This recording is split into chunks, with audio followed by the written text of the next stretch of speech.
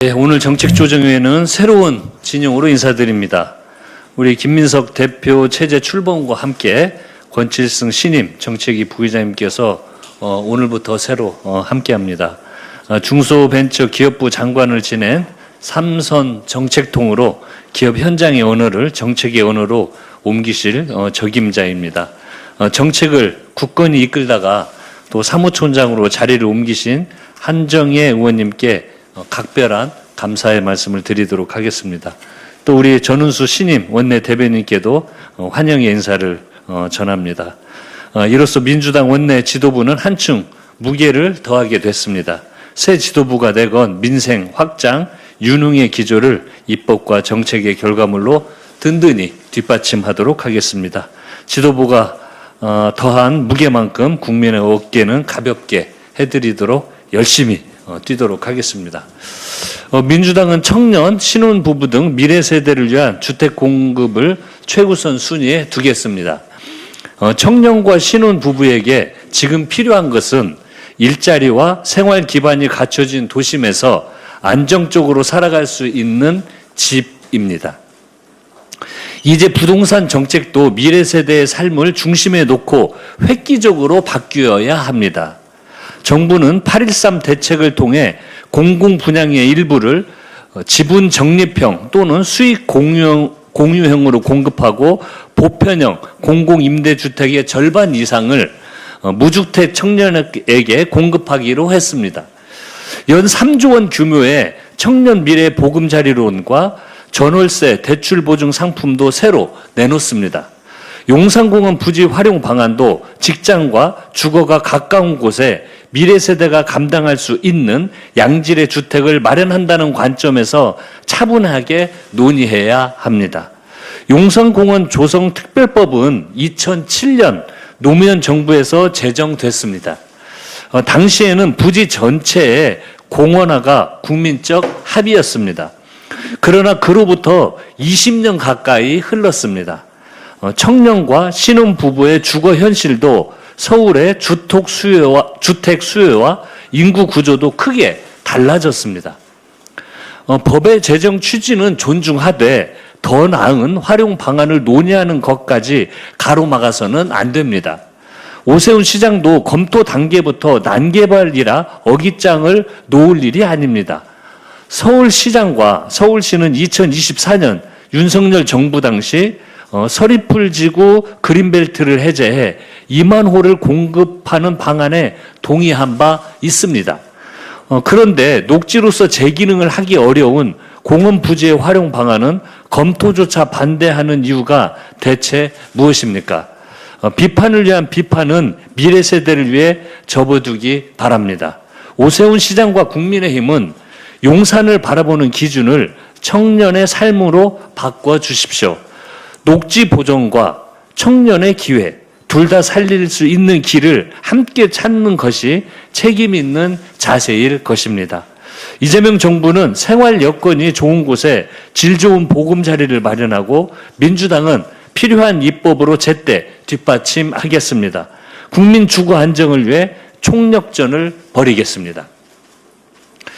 조희대 대법원장 관련 말씀드리겠습니다. 대법관 기습 재청을 두고 국민의힘은 재청하지 않아도 비판하고 재청해도 비판한다고 항변합니다. 본질을 가리는 말장난입니다. 문제는 재청 여부가 아니라 209일 동안 아무 설명 없이 미루다 임명권자와 한마디 상의 없이 밀어붙인 과정과 방식, 그 의도입니다. 209일간의 침묵과 하루아침의 기습, 이것이 법과 원칙의 시간표입니까? 조희대 대법원장의 시계는 법과 원칙이 아니라 정치적 셈법에 따라 움직이는 모양입니다. 헌법 제104조가 정한 대법관 임명은 대법원장의 제청과 국회의 동의, 대통령의 임명으로 완성되는 3권의 공동 작업입니다. 대법원장은 임명 제청권을 가장한 일방적 통보로 헌법에 보장된 대통령 임명권에 대한 중대한 침해를 했고 대통령 임명권을 사후 추인 도장으로 전락시키려 하고 있습니다. 사법부 독립은 대법원장의 독단을 보장하는 특권이 아님을 분명히 알아야 할 것입니다. 어제 법사위는 재청을 장시간 지연한 연유와 기습 재청한 경위, 추천인 4인 후보 중 특정인을 배제한 채 본인의 이해관계를 고려하여 불공정한 임명권을 행사하지 않았는지 후보자 선정 기준을 철저히 따져 묻기 위해 대법원장의 출석을 요구했으나 끝내 불참했습니다. 민주당은 조희대 대법원장의 책임을 끝까지 묻겠습니다. 아울러 대법관 임명 절차가 대법원장 한 사람의 자의적인 판단에 좌우되지 않도록 필요한 제도적 보완책도 면밀히 검토하도록 하겠습니다. 국민의힘 윤리위원회가 소속 의원 4분의 의원에 대해서 제명까지 거론하며 징계 절차를 서두르고 있습니다. 이들의 죄목이 무엇입니까? 당 지도부에 쓴소리를 하고 부의장 선출해서 다른 목소리를 냈다는 것입니다. 그런데 5.18 민주화운동 폄훼 토론회로 5월 영령과 광주를 모욕한 이진숙 의원은 어떻습니까? 국민의힘 책임당원 3천여 명이 제명을 요구하는데도 지도부는 손끝 하나 대지 못하고 있습니다. 쓴소리한 동료에게 제명의 칼을 빼들면서 헌법 정신을 훼손한 의원 앞에서는 칼집조차 열지 못하는 것입니다. 과방위는 이준숙 의원 한 사람 때문에 2번 멈춰섰습니다. 첫 회에는 방통위원장 출신 피고발인 당사자라는 이해충돌 문제로 파행했고 어제 2번째 회의는 5.18 폄훼 문제로 또 파행했습니다. 정작 본인은 사과는커녕 내가 왜 중대범죄자냐고 항변하며 자신을 향한 비판을 집단 괴롭힘이라 했습니다. 5월 영령들 앞에서도 과연 그렇게 말할 수 있습니까? 집단의 폭력이 무엇인지 1980년 5월 광주가 온몸으로 증언하고 있습니다. 학살을 미화하는 자리를 만들어 놓고 자신을 피해자라 부르는 것이야말로 광주에 대한 2번째 모욕입니다. 시대와 사람에 대한 공감 능력이 없는 사람인 것 같습니다. 정말 국회의원으로 인정할 수가 없습니다. 국민의힘은 이진숙 의원을 징계 안 하는 정당이 아니라 징계 못하는 정당이 됐습니다. 국민의힘이 못하면 민주당이 하겠습니다. 국회윤리위원회를 구성하고 즉시 이진숙 의원 제명안을 심사하고 본회의에 상정해 국회의원의 자격을 반드시 묻겠습니다. 다시 한번 말씀드리지만 이진숙 이런 사람들 국회의원 하면 안 됩니다. 이상입니다. 다음은 권칠승 정책위 의장의 발언이 있겠습니다. 네, 반갑습니다. 신임 정책위 의장 권칠승입니다. 당내외 중차대한 시기에 정책위 의장이라는 중책을 맡게 되었습니다. 막중한 소임을 맡겨주신 만큼 무거운 책임감으로 온 힘을 다해 최선을 다하겠습니다. 당정은 유기적으로, 정책은 유능하게, 그리고 추진은 과감하게 해내겠습니다. 국민이 체감하시는 좋은 변화를 만들기 위해 국민 목소리에 귀 기울이고 국민 눈높이에서 치열하게 노력하겠습니다. 원내대표님과 함께 민생입법에 총력을 다하며 국민의 성공을 위해 이재명 정부를 든든히 뒷받침하겠습니다. 무엇보다 민생, 경제 안정을 최우선에 두겠습니다. 최근 반도체 호황에 따른 수출 호조로 우리 경제가 회복세를 보이고 주요 기관들도 우리나라 경제 성장률을 상향 조정하며 긍정적으로 전망하고 있습니다. 하지만 아쉽게도 성장의 용기가 모든 지역, 모든 국민에게 고르게 확산되기까지는 아직 부족한 부분이 있습니다. 이재명 정부가 총력 추진하고 있는 3대 메가 프로젝트는 함께 미래로 나아가기 위한 국가 성장 전략입니다. AI 글로벌 산업 경쟁에서 대한민국이 주도권을 확보하고 수도권과 지방이 동반 성장하는 대전환의 산업 지도를 만드는 것입니다. 김대중 정부의 초고속 정보통신망과 IT 벤처 육성, 노무현 정부의 디지털 혁신이 오늘날 대한민국 경쟁력의 토대가 되었듯 AI 시대를 맞아 또 한 번 산업 대전환을 준비해야 합니다. 3대 메가 프로젝트의 성공을 위해 정부와 함께 총력을 다하겠습니다. 관련 입법에 만전을 기하고 당내 3대 메가 프로젝트 지원 특위를 중심으로 현장의 애로사항까지 꼼꼼히 챙기겠습니다. 아울러 지방 주도 성장을 뒷받침하기 위해 지방정부의 중점 사업과 예산도 철저히 살피겠습니다. 신임 대표님께서도 지방 주도 정치를 천명하신 만큼 곧 추진될 예산정책 협의회를 통해 지방정부와 긴밀히 소통해 나가겠습니다. 2026년 세제 개편안 처리와 내년도 예산안 준비에도 만전을 기하겠습니다. 세제 개편안 입법 예고 기간이 오늘까지입니다. 많은 국민들께서 다양한 의견을 제출하신 걸로 알고 있습니다. 오는 23일 고위당정을 개최하는 만큼 신중히 검토하고 수기에 지혜를 모으겠습니다. 불가피한 사유로 선의의 피해를 보는 국민이 없도록 세심히 검토하고 부족한 부분은 국회 논의 과정에서 보완해 나가겠습니다. 내년도 예산안도 3대 메가 프로젝트를 비롯해 민생과 청년까지 빈틈없이 챙기겠습니다. 지난 광복절 연휴 경남 거제와 통영에 기록적인 폭우가 쏟아졌습니다. 먼저 피해를 입으신 모든 분들께 깊은 위로의 말씀을 드립니다. 특별 교부세와 재난 구호 사업비를 긴급 지원하는 등 정부가 피해 복구에 속도를 내고 있습니다.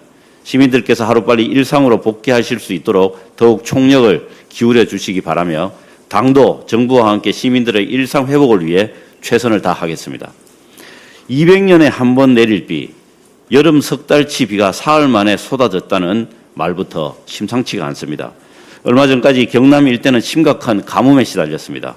용수 공급을 위해 전국 소방차를 동원할 정도였습니다. 그런데 이번에는 물폭탄이 쏟아졌습니다. 단순한 자연재해가 아닙니다. 국민의 삶과 안전을 위협하는 심각한 기후재난입니다. 국가 대응체계의 전면적인 전환이 시급합니다. 이재명 대통령께서도 기후 문제를 국가 안보의 관점으로 접근해야 한다며 인프라 전면 재점검을 지시하셨습니다. 민주당도 국민 피해를 막기 위한 제도 개선에 박차를 가하겠습니다. 기록적인 폭우, 물 부족 예방에 필요한 법령을 정비하고 국가 안전망 또한 더욱 촘촘히 보완해 나가겠습니다. 또한 기후재난으로 인한 물가 안전에도 만전을 기하겠습니다. 국민들의 식탁과 장바구니의 시름이 깊어지지 않도록 최선을 다하겠습니다. 감사합니다. 이어서 천준호 원내 운영 수석 부대표의 발언이 있겠습니다. 조희대 대법원장이 대한민국의 근간을 흔드는 인사농단을 저질렀습니다. 즉시 대국민 사죄하고 대법원장직을 사퇴하십시오. 대법관 임명제청은 임명권자인 대통령과의 사전 조율이 원칙입니다. 이는 관습적으로 정해져 수십 년간 예외 없이 지켜진 절차입니다. 조희대 대법원장은 이 절차를 무시하고 사전 조율 없이 대법관을 서면 제청했습니다.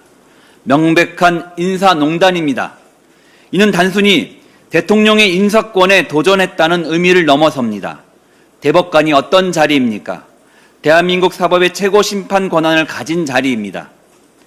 그런 자리를 조희대 단 한 사람 마음대로 구성하겠다는 것입니다. 그렇지 못한다면 인사농단을 해서라도 판을 깨버리겠다는 것입니다. 특히 어제 법사위에서 추가로 드러난 사실은 그 의도가 더 분명히 드러납니다. 이번 일이 있기 직전 법원행정처장이 대법관 후보 추천위가 추천해둔 후보자들에게 전화를 돌렸다고 합니다. 사실상 후보직 사퇴 의사를 묻고 모두 사퇴하면 새롭게 후보 추천을 추진할 계획까지 말했다고 합니다. 기존 후보들에게 명백한 사퇴 종용을 한 것이나 다름없습니다. 이 작전에 실패하자 조희대 대법원장은 이번 사태를 벌였습니다. 충격적인 직권남용이자 전횡입니다. 대한민국 국민을 무시한 것과 다름없습니다. 결국 대한민국 사법부를 오직 조희대 한 사람의 조직으로 만들겠다는 것 아닙니까? 조희대 대법원장은 절차를 무시한 임명제청을 즉시 철회하십시오. 대법원에 대한 소유욕과 집착을 버리고 대법원장직에서 물러나십시오. 민주당은 조희대 인사농단 사태를 바로잡겠습니다. 대한민국의 근간을 지키겠습니다. 5.18 광주 민주화운동 정신은 흔들릴 수 없는 역사입니다. 이를 왜곡하려는 시도는 결코 용납될 수 없습니다. 어제 과학기술방송통신위원회에서 5.18 역사 왜곡 사태를 두고 공방이 벌어졌습니다. 참담함을 금할 수 없습니다. 사실관계는 분명합니다. 이진숙 의원이 5.18 정신을 모독하고 역사를 왜곡하는 토론회를 국회 도서관에서 주최했습니다. 그 토론회에서 나온 말이 무엇입니까? 소요 사태라거나 5.18이 87체제 오염과 타락의 주범이라는 것이었습니다. 니물리안 행진곡의 가사를 두고 종북이라는 식의 조롱까지 나왔습니다. 극우 부흥회가 국회 내에서 버젓이 역사 왜곡의 판을 벌린 셈입니다. 애초부터 이 행사는 있어서는 안 됐습니다. 이를 주최한 이진숙 의원은 대한민국 국회의원으로서 자격이 없습니다. 100번 사죄해도 모자랍니다. 그런데 사과는커녕 어제 회의에서 이진숙 의원은 표현의 자유를 언급했습니다. 기가 막힌 일입니다. 5.18 특별법은 이미 허위사실 유포를 금지하고 있습니다. 표현의 자유를 언급하는 것이 가당키나 합니까? 사람을 무자비하게 폭행하면서 폭행할 자유를 주장하는 것과 다름없습니다. 국민의힘도 마찬가지입니다. 해당 토론회의 발언들이 주최자 이진숙 의원과 무관하다고 비호했습니다. 이 일이 그럴 사안입니까? 사전에 토론회를 취소시키는데 실패했다면 당 차원에서 사과하는 것이 맞지 않습니까?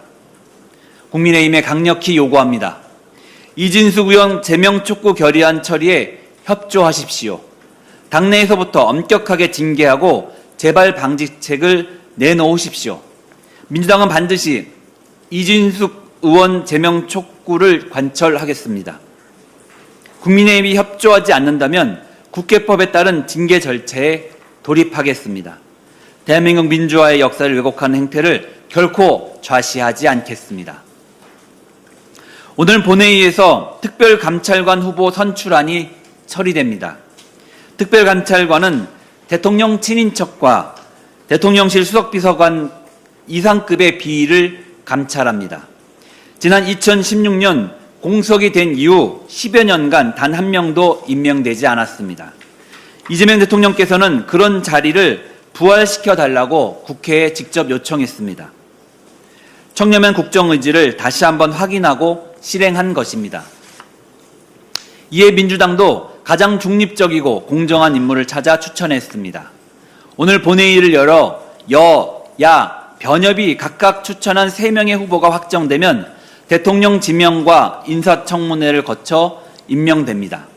이번 특별감찰관 임명이 대한민국 공직기관을 바로 세우고 대통령 직무 수행에 대한 국민의 신뢰를 한층 높이는 계기가 되기를 바랍니다. 마지막으로 김한규 원내정책 수석 부대표의 발언이 있겠습니다. 어제 KDI가 올해 우리 경제 성장률 전망치를 3.2%로 올렸습니다. 석 달 전 전망보다 0.7포인트 상향한 것입니다. 글로벌 반도체 수요가 예상을 크게 웃돌면서 수출과 설비 투자가 함께 살아난 결과입니다. 다만 냉정하게 봐야 할 부분도 있습니다. 성장률은 3%를 넘었는데 올해 취업자 증가 전망은 오히려 11만 명으로 낮아졌습니다. 석 달 전보다 6만 명이 줄어든 수치입니다. 반도체는 고용 유발 효과가 크지 않은 산업입니다. 우리 경제의 성장이 반도체에 집중될수록 고용 여건 개선으로 이어지기는 구조적으로 어렵습니다. 그래서 반도체 업계가 보다 적극적으로 투자와 고용, 그리고 협력업체의 동반 성장을 고민해 주시길 요청드립니다. 정부는 반도체 호황에 따른 추가 세수를 재원으로 미래 대응 기금 신설을 준비하고 있습니다. 성장의 과실이 국민 모두에게 고루 닿도록 재원을 어떻게 사용할 것인지 정교하게 고민하고 있습니다. 특히 청년을 위한 파격적인 활용이 필요합니다. 민주연구원 분석에 따르면 2010년부터 24년까지 20대 이하의 순자산 증가율은 57%였습니다. 전 연령대에서 가장 낮습니다. 같은 기간 60대 이상은 101% 늘었습니다. 성장의 과실이 청년을 비껴가고 있다는 뜻입니다.